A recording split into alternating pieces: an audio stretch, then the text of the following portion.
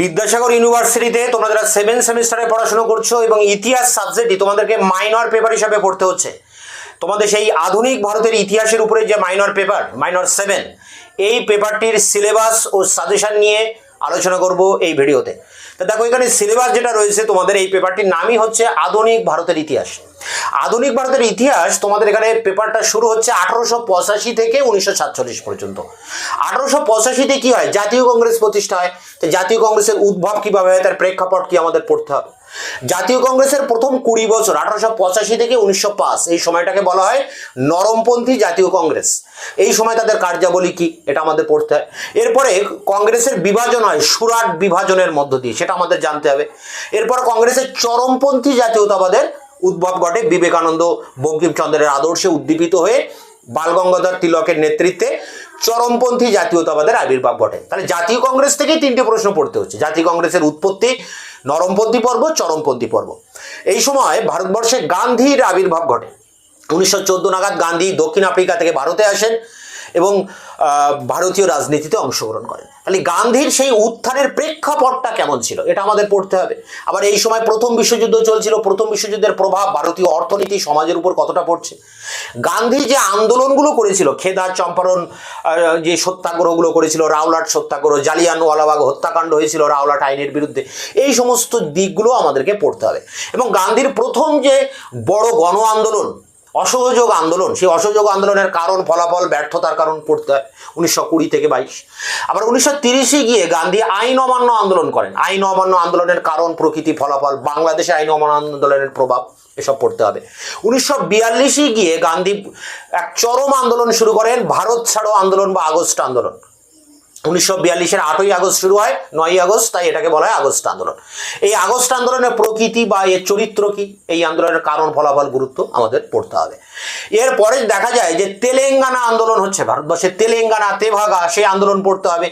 আবার 1946-এ নৌ বিদ্রোহ হচ্ছে, সেটা পড়তে হবে। আবার এখানে সুভাষচন্দ্র বসু তার আজাদ হিন্দ ফৌজ নিয়ে তাদের যে সংগ্রাম, বীরত্বের কাহিনী, সেটা আমাদের পড়তে হবে। ভারত বিভাগ হচ্ছে, 2 ভাগে ভাগ হয়ে যাচ্ছে পাকিস্তান এবং ভারতবর্ষ।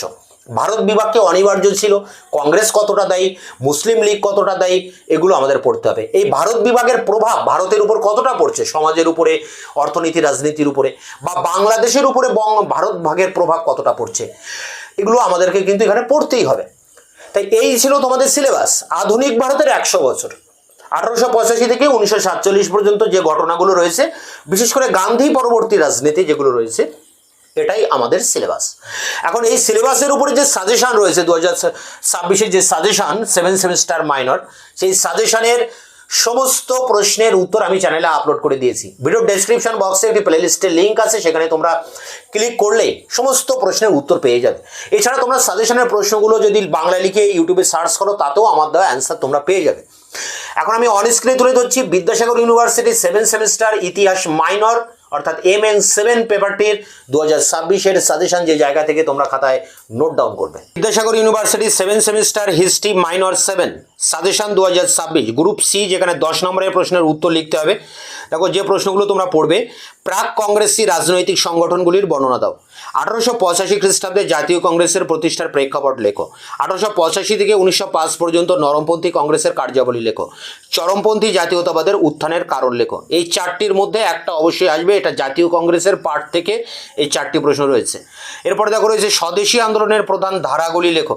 পরেরটি ভারতীয় রাজনীতিতে মহাত্মা গান্ধীর উত্থানের প্রেক্ষাপট, খুবই ইম্পর্টেন্ট। ভারতের সমাজ অর্থনীতির উপর প্রথম বিশ্বযুদ্ধের প্রভাব।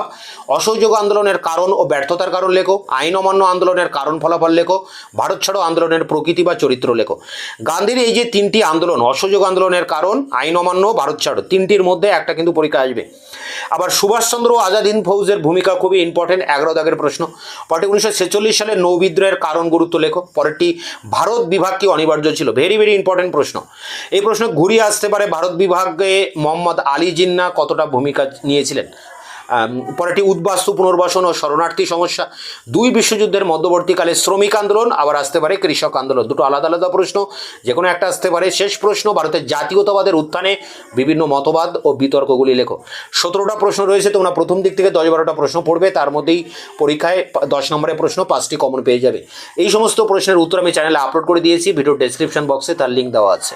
গ্রুপ বি, যেখানে 5 নম্বরের টিকা প্রশ্ন লিখতে হবে 4টি, 20 নাম্বার, পরীক্ষায় 6টি প্রশ্ন থাকবে। তার জন্য যে প্রশ্নগুলো করবে, লর্ড কার্জন কেন বঙ্গভঙ্গ করেছিলেন, স্বদেশী ও বয়কট, স্বদেশী আন্দোলনের সীমাবদ্ধতা, গান্ধীর সত্যাগ্রহ ধারণা, রাওলাট সত্যাগ্রহ, চৌরি চৌরা ঘটনার তাৎপর্য, হোমরুল আন্দোলন, স্বরাজ্য দল, খিলাফত আন্দোলন, হিউম ডাফরিনের ষড়যন্ত্র তত্ত্ব, সেফটি ভাল্ভ তত্ত্ব, লখনৌ চুক্তি, লাহোর অধিবেশন, cabinet mission, Cripps mission, Mountbatten পরিকল্পনা, গণপরিষদ গঠন, ভারতের সংবিধানের বৈশিষ্ট্য, তেভাগা আন্দোলন, তেলেঙ্গানা আন্দোলন, জালিয়ানওয়ালাবাগ হত্যাকাণ্ড, গদর পার্টি, 1935-এর ভারত শাসন আইন, সাম্প্রদায়িক বাটোয়ারা নীতি বা পুনা চুক্তি, কলকাতার দাঙ্গা, নোয়াখালী দাঙ্গা, ত্রিপুরী কংগ্রেস, অনুশীলন সমিতি।